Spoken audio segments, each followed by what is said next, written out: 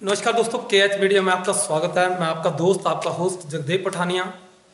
आज हम आए हैं नूरपुर विधानसभा के कंडवाल क्षेत्र में।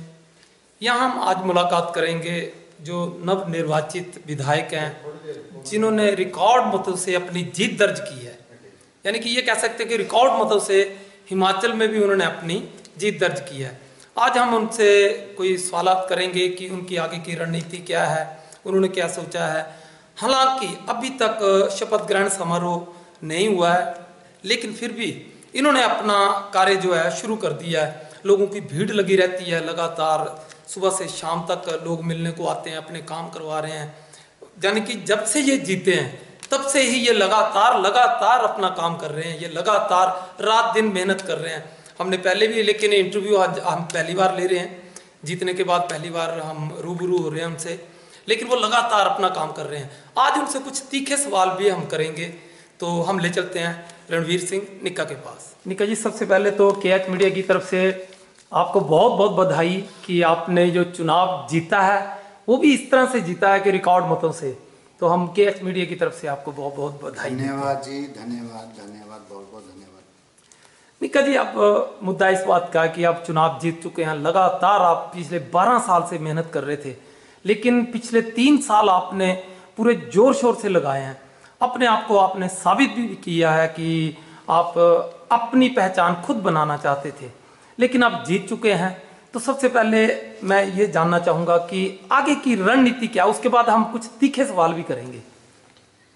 नूरपुर के लोगों का प्यार मिला और एक ऐतिहासिक जीत जो नूरपुर के अंदर उन्होंने दर्ज करवाई, और दिली भाव से मैं नूरपुर के लोगों की सेवा करूंगा, दिन रात मेहनत करूंगा।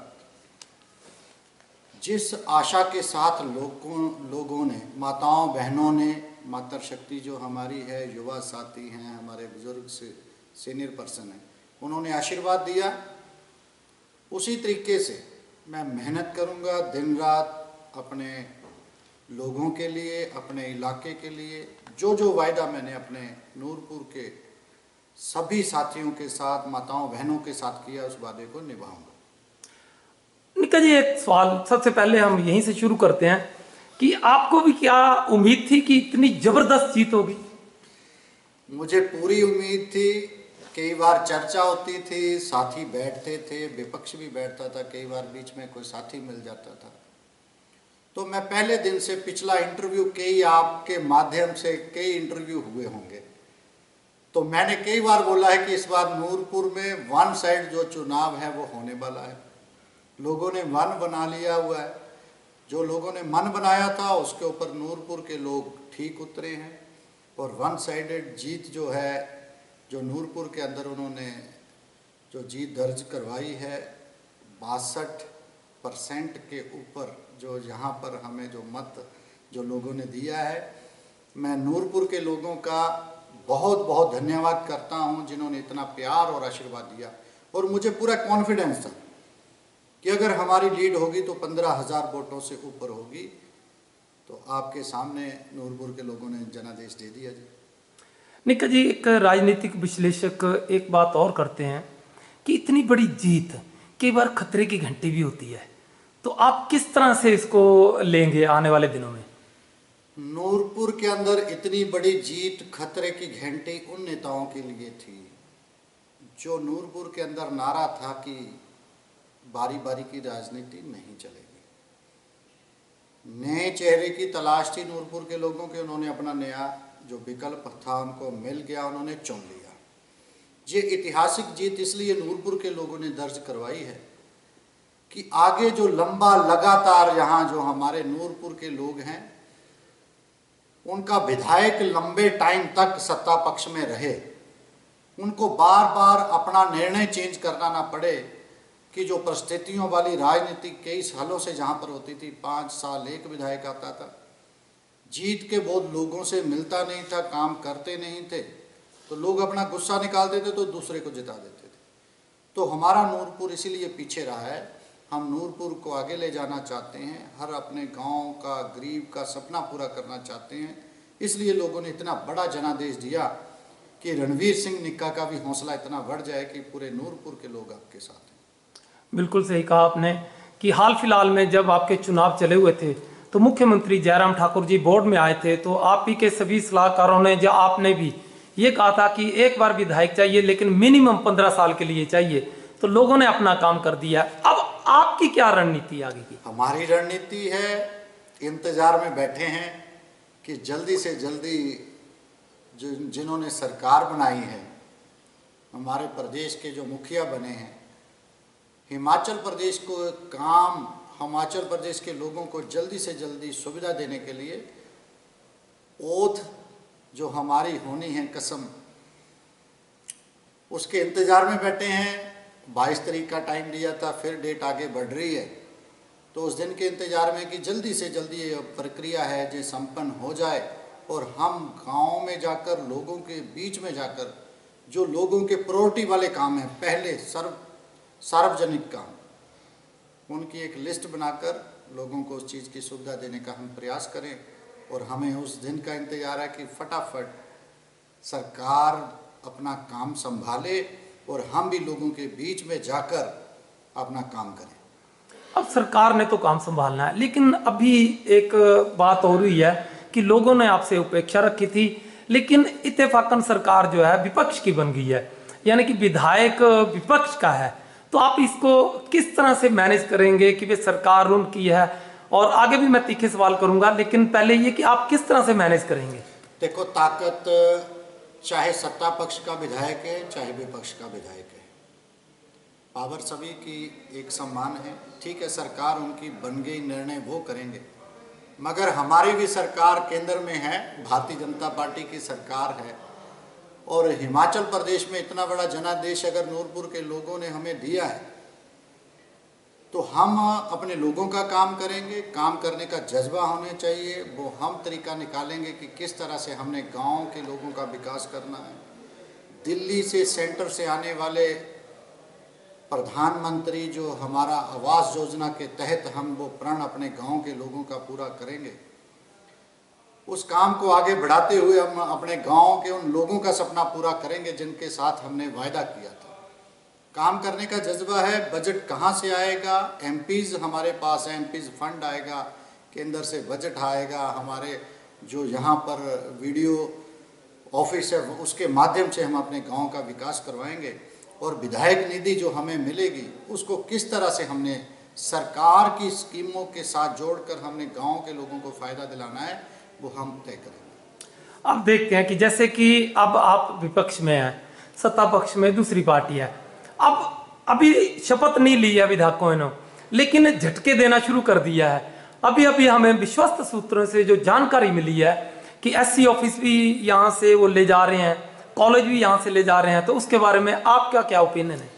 हमारा ओपिनियन है, माननीय जयराम ठाकुर जी हमारे प्रदेश के पूर्व मुख्यमंत्री हैं।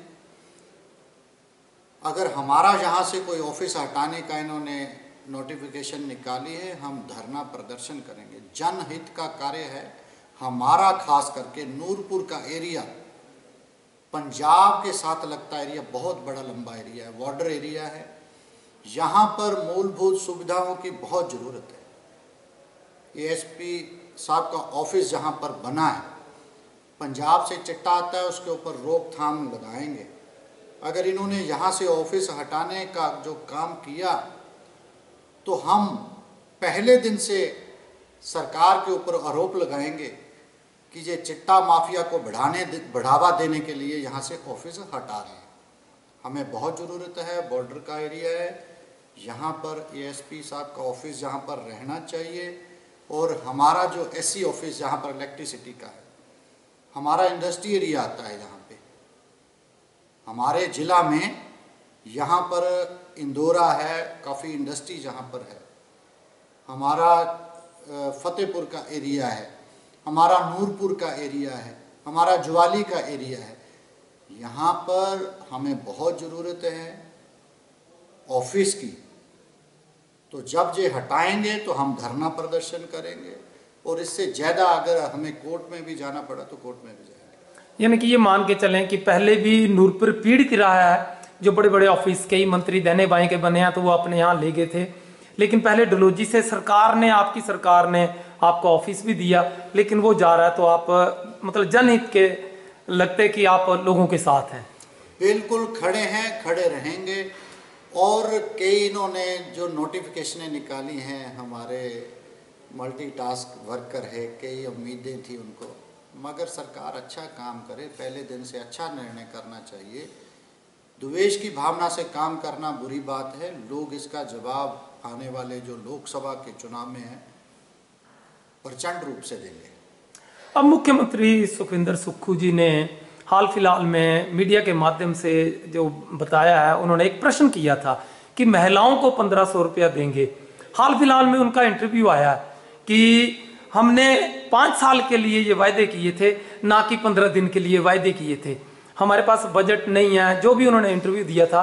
हम 60 साल से ऊपर वालों को पहले 1500 रुपये देंगे। इसके बारे में आपका क्या कहना है? चुनाव होने से पहले हमने कई बार मंच से अपने साथियों को बताया था कि पिछली बार जब कांग्रेस की सरकार सत्ता में आनी थी तो हमारे युवाओं को ठगा बेरोजगार भत्ते के नाम पे, आपको भी पता होगा। मगर नूरपुर में मैं अच्छे तरीके से युवाओं को समझाने में कामयाब रहा। पूरे युवा मेरे साथ खड़े रहे, वो हर बात को समझ गए कि पिछली सरकार ने भी युवाओं को बेरोजगार भत्ते के नाम पे ठगा था। इस बार मेरी मातृशक्ति, हिमाचल प्रदेश की हमारी मातृशक्ति को अगर ठगने का प्रयास किया गया तो जिंदगी में कभी भी दोबारा यहाँ पर कांग्रेस की सरकारें नहीं बनेगी। हम तो चाहते हैं कि जो वायदा इन्होंने किया वो हमारी मातृशक्ति के साथ पूरा करें। जहाँ तो वायदा नहीं करना चाहिए, सरकार 5 साल के लिए बननी है, झूठ बोलकर अगर सरकार बनाएंगे तो मातृशक्ति जो हिमाचल प्रदेश की है वो दोबारा कांग्रेस की सरकारों को बख्शेगी नहीं। अब वायदों की बात चली है, तो वायदे तो आपने भी युवा शक्ति के साथ किए, महिलाओं के साथ किए, तो युवा शक्ति को वादे पूरे, उनको रोजगार के साधन उपलब्ध कराने के लिए क्या रणनीति रहेगी आपकी? हमारी पूरी रणनीति है युवाओं को रोजगार दिलाने के लिए। अगर गवर्नमेंट सेक्टर नहीं तो प्राइवेट सेक्टर में जाकर उनको रोजगार देंगे। कच्चे घरों का जो वायदा हमने किया था उसको पूरा करने का मैं प्रयास करूंगा। जो वायदा मैंने गांव को सड़क के साथ जोड़ना, वो वायदा मैं अपना पूरा करूंगा। मातृशक्ति को आने वाले गर्मियों के दिनों में पानी की इतनी किल्लत होती है, वो वायदा मैं अपना पूरा करूंगा। जो मेरा वायदा नूरपुर के लोगों के साथ है वो धरातल पर उतारूंगा। बिल्कुल अनिका जी, आपका बहुत बहुत धन्यवाद। लेकिन चलते चलते एक सवाल, सरकार के प्रति आपकी क्या सोच है कि ये सरकार टिकेगी या नहीं? सरकार हिमाचल में बन गई है, हम सभी हिमाचली हैं। हिमाचल के लोगों को सरकार की सुविधा मिलनी चाहिए और तुरंत सरकार फटाफट अपनी कैबिनेट बनाकर लोगों के जो जनहित के काम है उसमें लगना चाहिए। हम विपक्ष की भूमिका निभाते हुए हम भी अपने काम में लगेंगे। मगर जो बातें आज आप भी देखना चौक चौराहों पे हो रही है तो क्या हो रही है, मैं अपने मुंह से बोलना नहीं चाहूँगा। ठीक है, लोगों ने, हिमाचल के लोगों ने उनको समय दिया, उनको चुना, अपना मत दिया, अच्छे से सरकार चलाए। हमारी तरफ से शुभकामनाएं हैं हमारे बड़े भाई सुखविंदर सिंह सुक्खू जी को। निचले क्षेत्र को लोगों की जो मांग थी वो पूरी हुई। इस बार हमारा कांगड़ा जिला है, कांगड़ा जिला के साथ लगता विधानसभा क्षेत्र नादौन वो हमारे मुख्यमंत्री हिमाचल प्रदेश जी का है। तो हमें खुशी है कि अच्छे से हमारे इलाके का विकास होगा और मैं आशा करता हूँ बिना द्वेष की भावना से वो काम हर विधानसभा क्षेत्र में करेंगे। धन्यवाद, धन्यवाद रणवीर सिंह का जी, और KH मीडिया की तरफ से आपको एक बार फिर से बधाई। Thank you.